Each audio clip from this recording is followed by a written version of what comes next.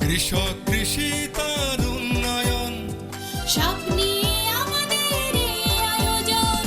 বাংলার কৃষি, বাংলার কৃষি, বাংলার কৃষি।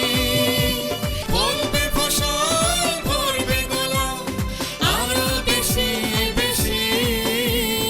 বাংলার কৃষি, বাংলার কৃষি, বাংলার কৃষি, বাংলার কৃষি, বাংলার কৃষি। সুপ্রিয় দর্শক, বাংলার কৃষি অনুষ্ঠান থেকে শুভেচ্ছা জানাচ্ছি। কৃষি তথ্য, প্রযুক্তি ও পরামর্শ নিয়ে আমাদের প্রতিদিনের কৃষিভিত্তিক আয়োজন বাংলার কৃষি। কৃষক ভাইয়েরা, আমাদের আজকের অনুষ্ঠানে আপনারা দেখবেন মাঠ ফসলের করণীয় সম্পর্কে একটি মাঠ প্রতিবেদন এবং সেই সঙ্গে থাকছে কৃষি বিষয়ক নানা রকম তথ্য ও পরামর্শ। অনুষ্ঠানের শেষাংশে থাকছে প্রাণী সম্পদ বিষয়ক প্রতিবেদন। শুরুতেই মাঠ প্রতিবেদন।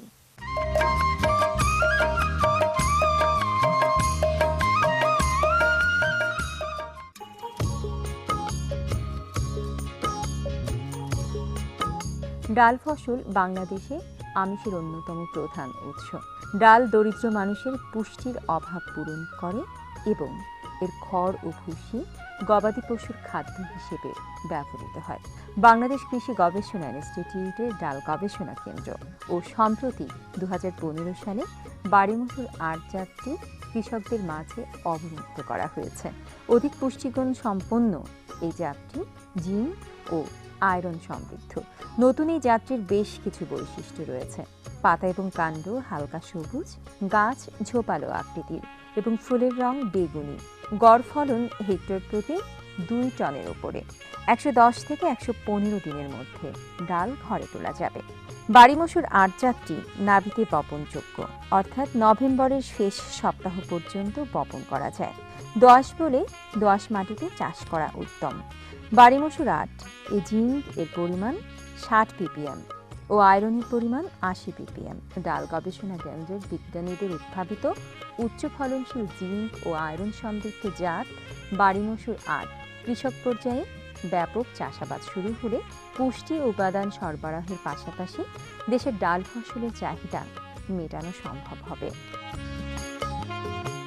বাংলাদেশ কৃষি গবেষণা ইনস্টিটিউটের ডাল গবেষণা কেন্দ্র কর্তৃক 2015 সালে বাড়িমসুর 8 নামে একটা জাত অবমুক্ত করা হয়েছে। আমরা যে মাঠে দণ্ডায়মান আছি, এটা বাড়িমসুর 8-এর একটা প্লট।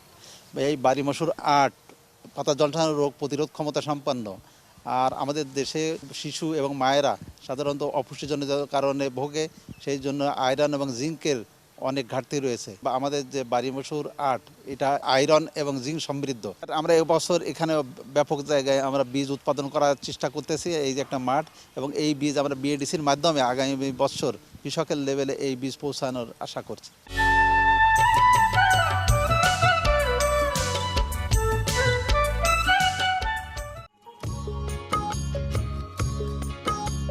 ক্যাপসিকাম একটি উচ্চ মূল্যের সবজি ফসল।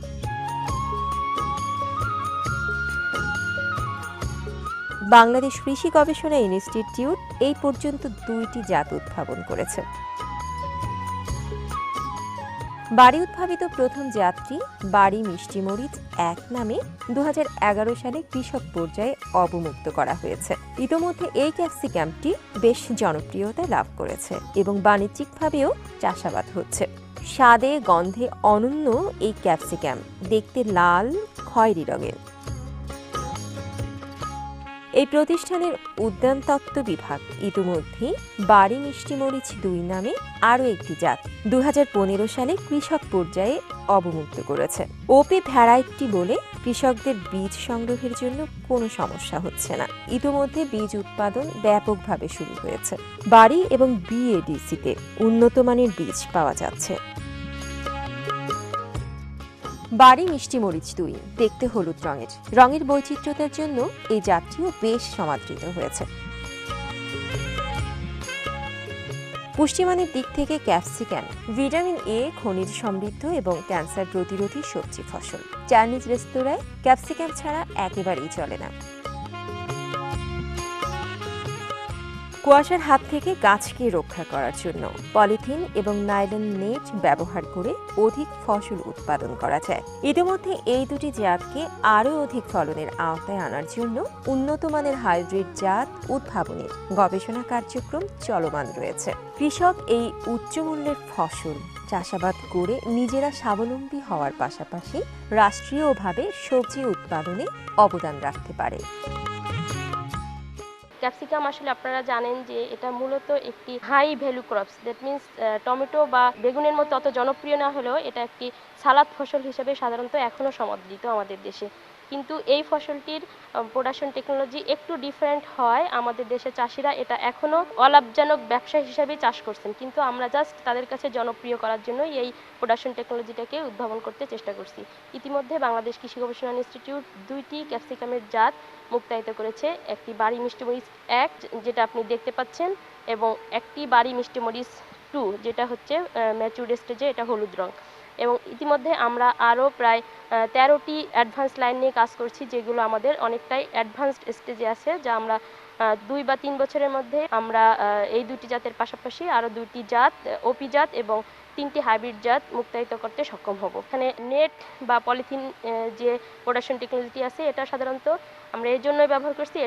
এই ক্যাপসিকাম একটি মাইট সেন্সিটিভ ক্রপ, দ্যাট মিনস মাকড় এটার উপদ্রব একটু বেশি, এবং এ কারণে সাধারণতই চাষিরা যদি এইভাবে পলিথিন এবং নেট দিয়ে চাষাবাদ করে তাহলে দেখা যাবে যে তারা মাইট থেকে উপশম পেতে পারে। রাত্রের টেম্পারেচারটা যদি 16 থেকে 20-এর মধ্যে মেনটেন করতে পারি তাহলে আমাদের ক্যাপসিকাম চাষাবাদ একটি লাভজনক পর্যায়ে পৌঁছাবে। টেকনোলজিটি আমরা এই কারণেই করেছি, আমরা 4 বছর গবেষণার ফসল এটা, যে যদি নেট দিয়ে আমরা চাষাবাদ করি বা এর প্রোডাকশন টেকনোলজিটি ডেভেলপ করা হয়েছে এই কারণেই, যদি নেট দিয়ে করা হয় তাহলে মাকড়ের উপদ্রব একেবারেই জিরো থাকে, বা এখানে সেক্ষেত্রে কীটনাশক স্প্রে করার কোনো প্রয়োজন হয় না। আমাদের মূলত 2টি জাত অলরেডি বের হয়েছে, একটা রেড অ্যান্ড একটা ইয়েলো।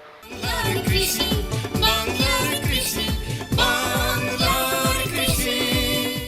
দেখছিলেন প্রতিদিনের কৃষিভিত্তিক আয়োজন বাংলার কৃষি। আপনাদের এই সময়ের করণীয় সম্পর্কে জানাতেই আমাদের এই আয়োজন। সঙ্গেই থাকুন। এখন দেখবেন প্রাণী সম্পদ বিষয়ক প্রতিবেদন।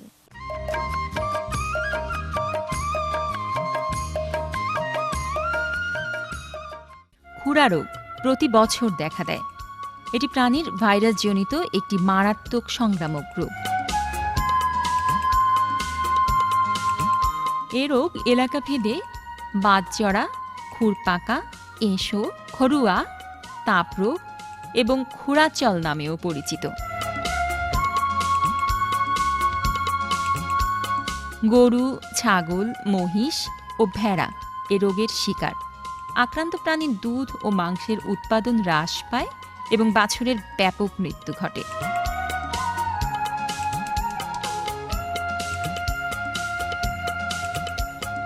প্রাণী সম্পদ গবেষণা প্রতিষ্ঠান মহাখালী এ রোগের টিকা উৎপাদন করে যাচ্ছে।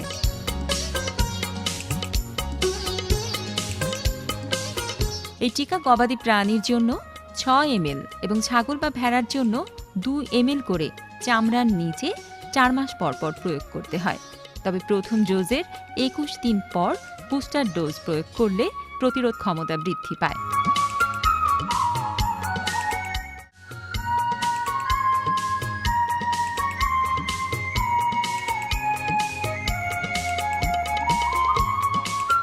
চার মাস বয়সের কম বয়সী প্রাণীকে এই টিকা দেওয়া যায় না।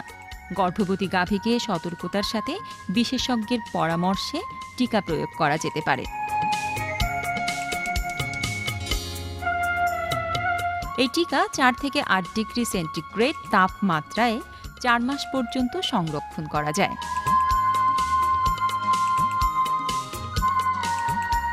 কোনো অবস্থাতেই 0 ডিগ্রি সেন্টিগ্রেড বা তার নিচের তাপমাত্রায় সংরক্ষণ করা যাবে না।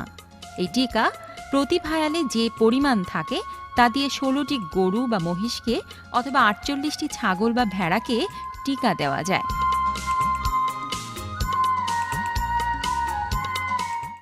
খুরা রোগের টিকা হাতের নাগালে একটু সতর্ক হলেই গবাদি প্রাণীর খুরা রোগ প্রতিরোধ করা সম্ভব।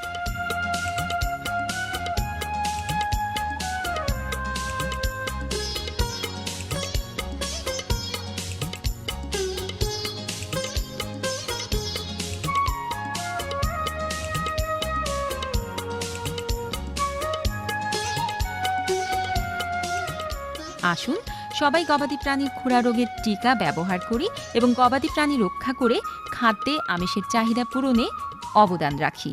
বাংলার কৃষি, বাংলার কৃষি, বাংলার কৃষি। দেখছিলেন প্রাণী সম্পদ বিষয়ক প্রতিবেদন। এরই সঙ্গে শেষ করছি আমাদের আজকের আয়োজন বাংলার কৃষি। বাংলার কৃষি আগামীকাল একই সময়ে প্রচারিত হবে।